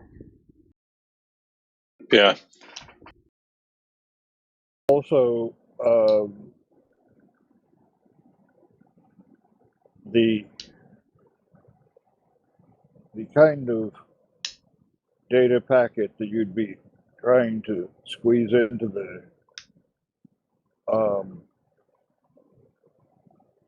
backdoor into the internet is going to be pretty small. So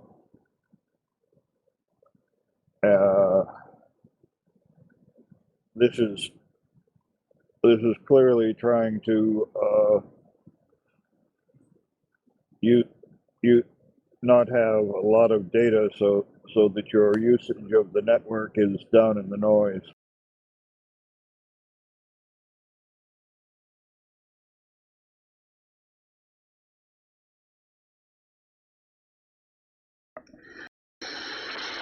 I'm kind of tired. What about you guys?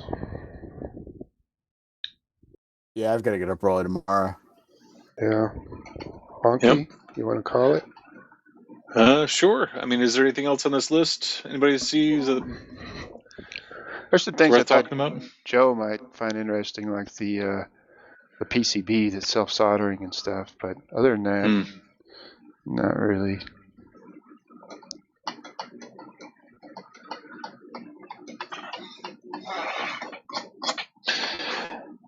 All right. Does anybody else have anything else before anything else? How many times can I say anything else? Before we close down? No? Nope.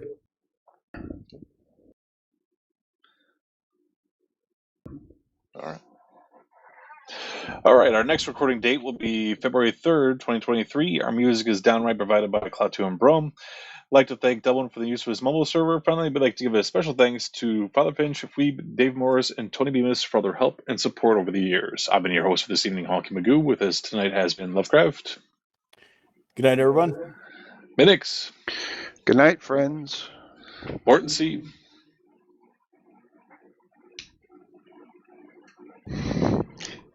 He's trying to plug in his headset to say good night.